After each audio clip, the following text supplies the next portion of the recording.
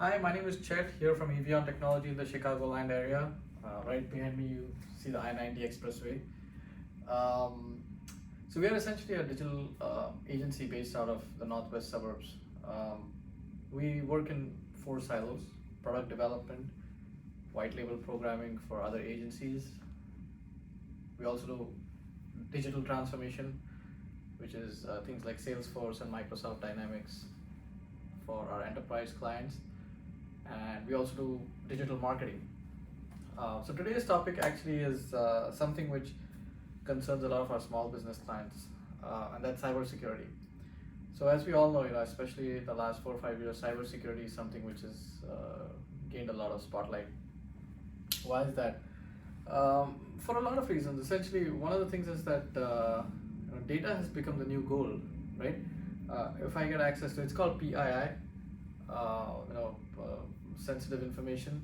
So if I get access to your PII, I there's a lot of things about you that I can know. And then there's SPII, right, which is the sensitive personal information. Those are things like your credit card information, for example, your credit card details, your social security number. So just getting access to your PII, for example, your name, your first name, last name, is that by itself is bad. But if I get access to your SPII, which is your address, your phone number, your social security information, there's a lot of things that I can actually do with those kind of things, and especially for small businesses, that can really endanger both their reputation and their finances. One of the problems that I do see is that most small business owners, especially a lot of my clients who don't come from a technology background, they're really struggling these days with a lot of the cybersecurity stuff, and especially the bricks and mortar businesses. They're really struggling with a lot of the cybersecurity stuff. For example, I have a client, and he did a website, and he used to take credit cards, and I don't know who designed his website. We did not, someone else did.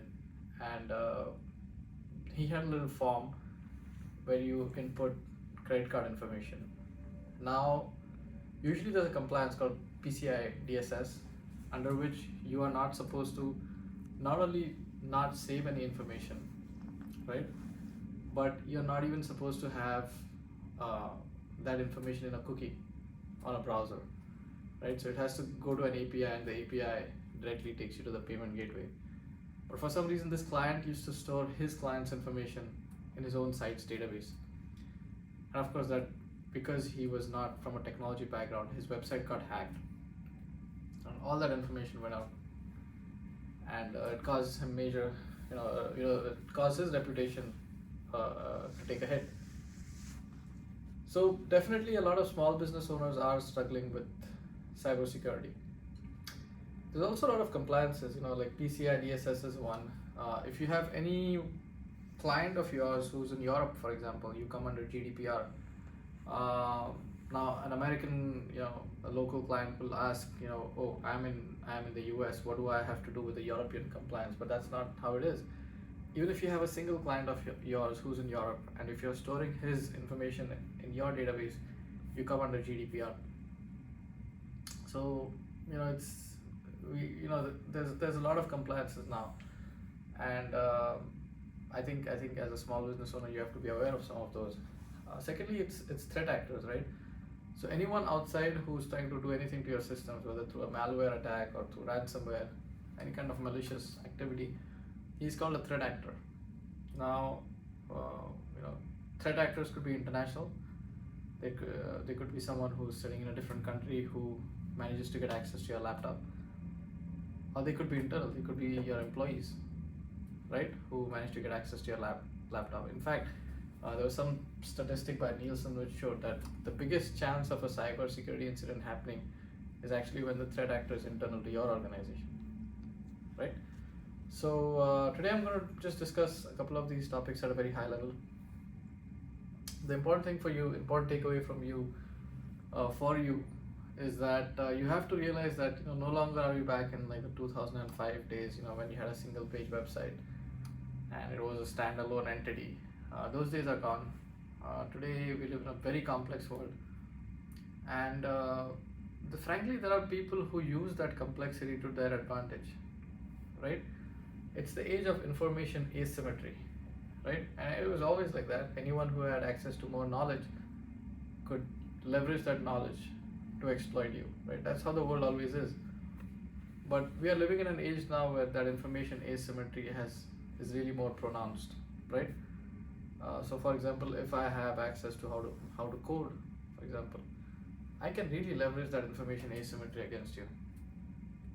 So, I always say this, if you're a small business owner, just like you have a CPA to file your taxes, and you have a lawyer, who helps you out, for all your contracts, and you have other, all these different professional services who help you out. I think the time has come now where you should also think about having some, a a digital agency to come and help you out on the cybersecurity perspective, right? The easiest place to start, or an IT company, right, an infrastructure company to help you out. Really, the easiest place that you can start with is, I think, a lot of times your website, right? Because that's probably going to be the first place that's going to get hacked. The second place is your email. It's called a social engineering attack.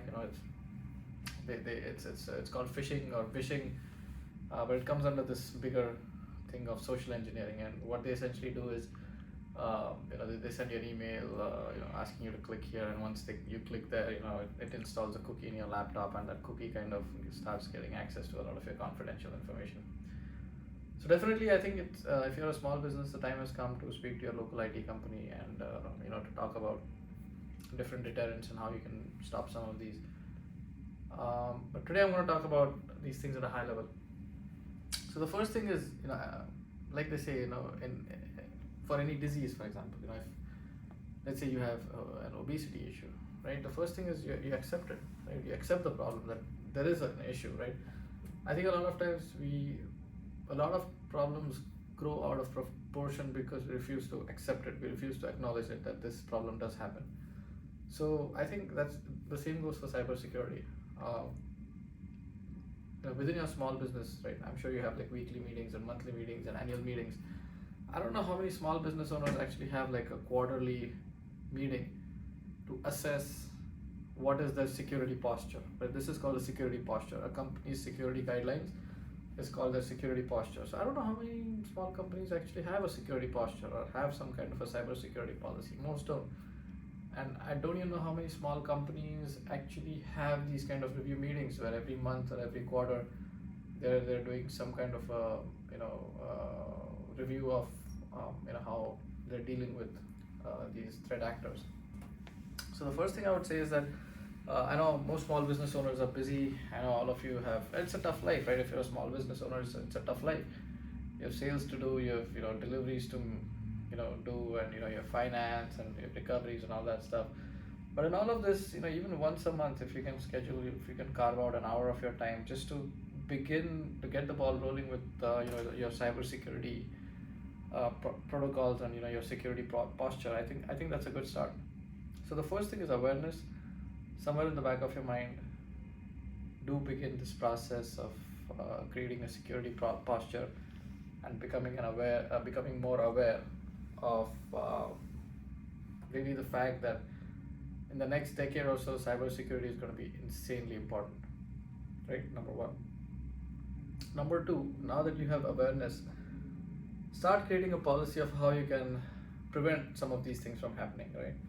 And I think this is where your consultant or where your IT consultant or your digital agency will come into play. Ask them how you can prevent an attack from happening. A lot of times they will recommend things like, let's say, a firewall. A firewall is essentially the easiest way, right, for you to prevent 95% of attacks, right? So you have a firewall. The firewall ensures that your employees are not accessing, some external websites when they're in your network, or it also tracks how they're opening their email clients and all these things. So have a firewall in place for sure. If you have a website, make sure that it's PCI compliant, right? If you're in the healthcare industry, make sure it's HIPAA compliant. So definitely, I think once you have the awareness in place, B, get in touch with an expert. and create some kind of prevention mechanisms. Now, there's a reason why I say get in touch with an expert. I've seen a lot of small business owners who say, "Oh, my nephew who has done CS 101 is helping me out." That's like saying that someone in your family needs medical help, needs some medical has a medical issue, they need help, and you're having your aunt make her cough syrup to help solve that issue. That's the same analogy, right? You would never do that. So I think even for your business, right, whenever you need help in any of these areas, seek out a professional. There's a lot of professionals. I'm sure you'll have someone in your local area who can do it. But please don't rely on your nephew who's done CS 101 to kind of come in and bail you out, right? So A, have awareness. Second, create some kind of a prevention protocol. Third is actually interesting because most small businesses, especially the sub 1 million kind of businesses, never think about this. Is have a business continuity plan, right? What happens if your servers go down? What happens if your network goes down? What happens if you can't get access to your QuickBooks account because someone has stolen the username password and you can't get into your QuickBooks account anymore? So have a business continuity plan.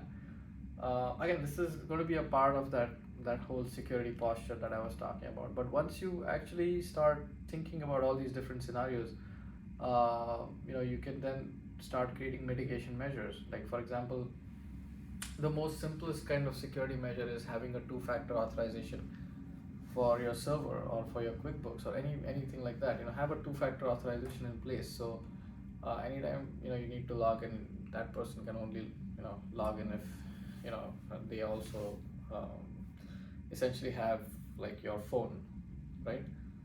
So the third thing is once you have awareness. Second, have a prevention plan. Third is create some kind of a business continuity plan. The fourth, very important, and again it's a subset of the third point, have backups. I have seen backups if you're taking regularly. Again, like a firewall, backups if you're taking regularly will again help solve 95% of the issues with small businesses. Because most of the times what is going to happen is you're going to be hit with a ransomware attack, right? Someone gets access to your laptop, they freeze you out. I use a service called Carbonite. It has served me very well for the last 10 years that I have been using it. And what it does is it automatically takes a backup of all the data on my laptop. So God forbid if there is a ransomware attack, I will have all my files backed up till like the last 6 hours. So I think that some of these measures, having a firewall in place, having some kind of a backup system in place, these are very common sense things. And for a small business, you can really roll out these things over 1 quarter. We do a lot of these kind of services for our small business clients. We do it mostly on the website side, where we will monitor their websites from these kind of malicious attacks. And sometimes most times we are able to kind of successfully thwart these attacks. Sometimes we're not. Sometimes they do get access to the website, in which case we kind of recover the systems and get them back again within 24 hours. So yeah, it's I think to say that these things will not happen is to live in la la land, especially in today's day and age. Like they say in the world of cybersecurity, a security incident is happening. It's not a question of if it is going to happen. It's just a question of when it's going to happen. And again, the more diligent you are, I think there's a saying, right? The more you sweat during peace, the less you bleed during war.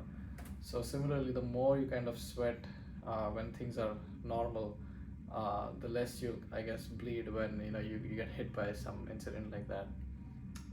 So I think the key takeaway from today's YouTube lesson is, if you're a small business, please do start thinking about cybersecurity seriously. Don't get overwhelmed. You don't have to do everything on your own. You can definitely rope in a consultant, but do get that ball rolling, so that 3 to 6 months from now, you have some kind of a security posture in place. And if things do go down, if you do get hit by some kind of a cyber attack, you will be in a good position to recover your systems from then on. Now, why am I saying all this? A lot of our clients are small businesses, bricks and mortar businesses. We also deal with a lot of digital agencies. So our specialization is kind of helping digital agencies in that 200 to 300,000 annual revenue scale up to 1 million and beyond. So a lot of our clients are actually small digital agencies, and they handle a lot of their clients' data.